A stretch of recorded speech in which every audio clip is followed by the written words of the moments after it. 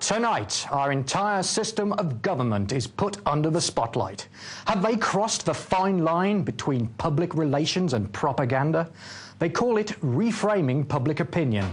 And one government department, in a time of austerity, is spending £34 million of taxpayers' money over the next 3 years on tackling just one subject. But is there something more sinister going on here? Are the techniques being used actually closer to brainwashing? They wouldn't do that, would they? Let's find out as we go on the edge.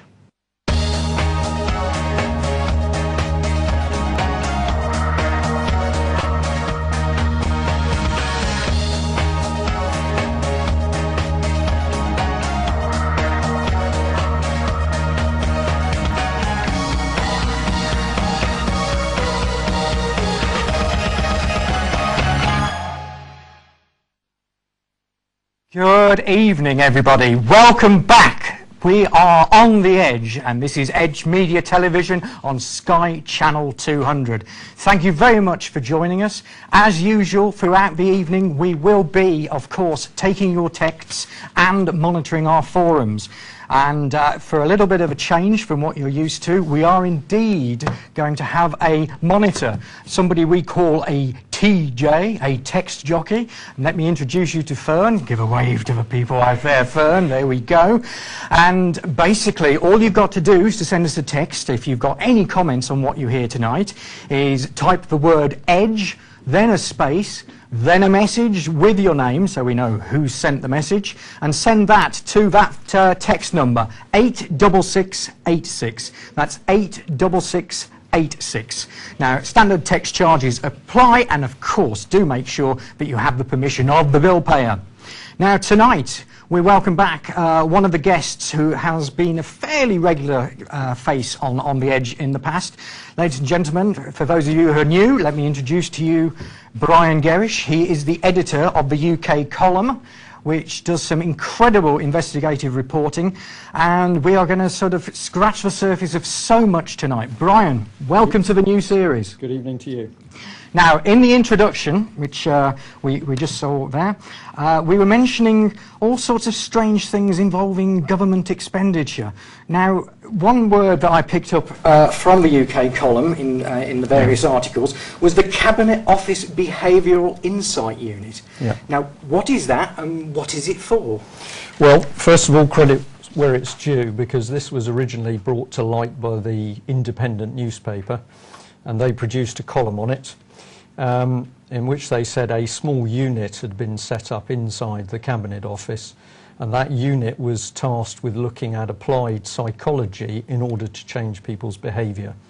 And the Independent article made quite light of it initially by saying that they were talking about nudging people, using a nudge to change their behaviour. So that was the column that alerted us, and we were particularly interested because, of course, we've been very keen to monitor what Common Purpose has been up to. So, right. So here was a unit which, up until that article, nobody had heard of, and it was specifically tasked with changing people's behaviour.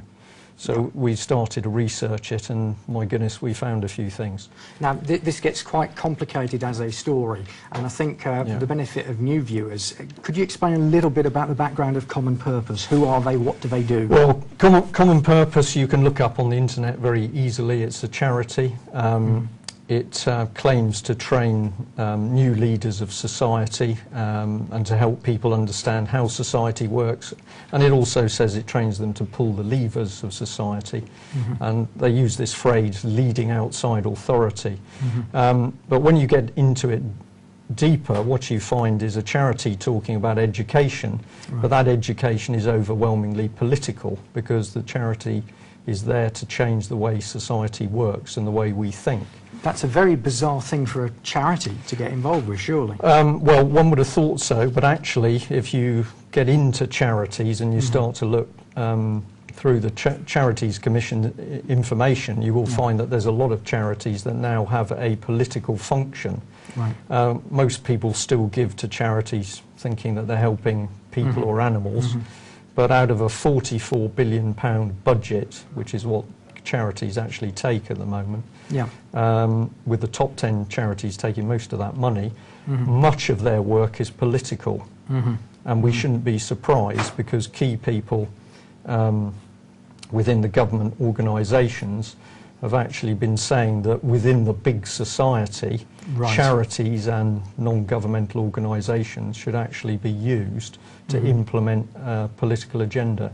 So, in effect, what we're saying is it's not the fluffy bunny charities that the big society is all about, then? Well, I don't believe there's many fluffy bunny charities. If you actually take a look at it, what you see is charities who are incredibly big business, and if you dig into them and see how much they're paying their executives and how their executives are getting involved in key government decisions, so you find Bernardo's is suddenly working with the government or the NSPCC, but the average person's giving money to them thinking that they're there to help animals or children respectively. Got you.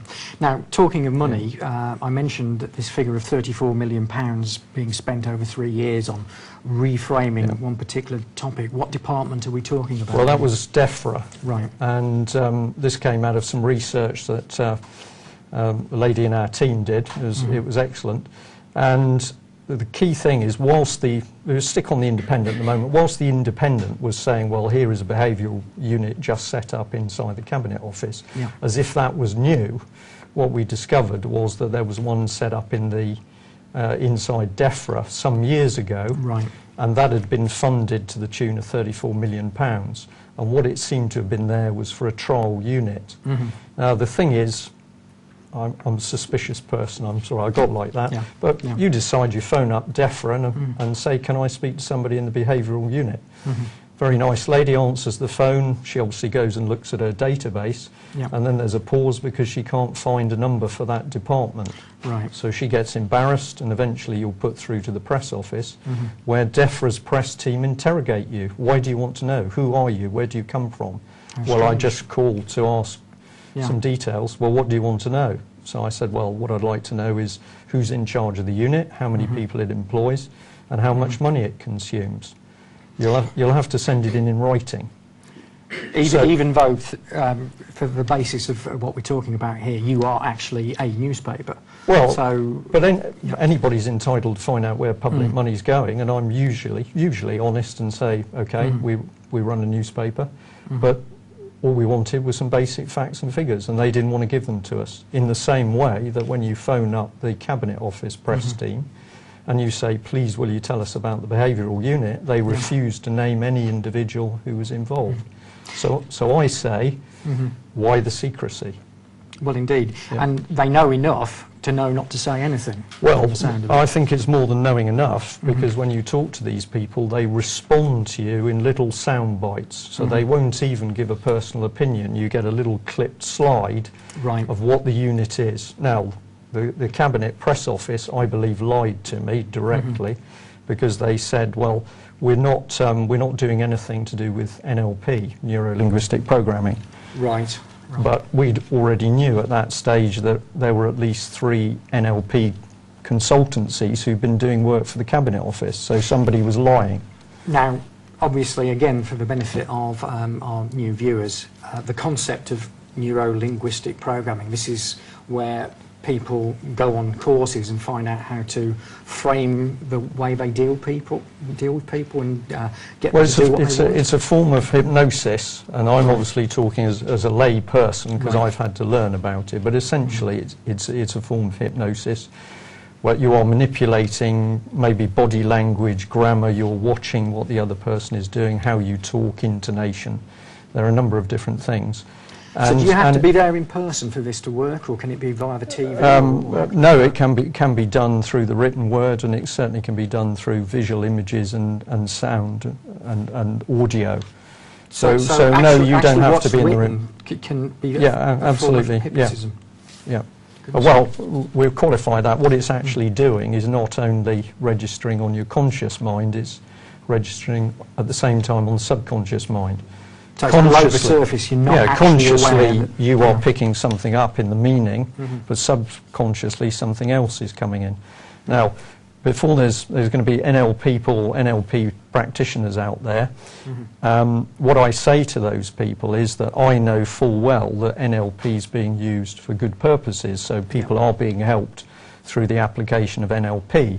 What we are interested in is where people who've got a not very nice agenda are using NLP for that agenda, and they are doing it, and they're doing it on a massive scale through government programs. So that's the real danger. Yeah.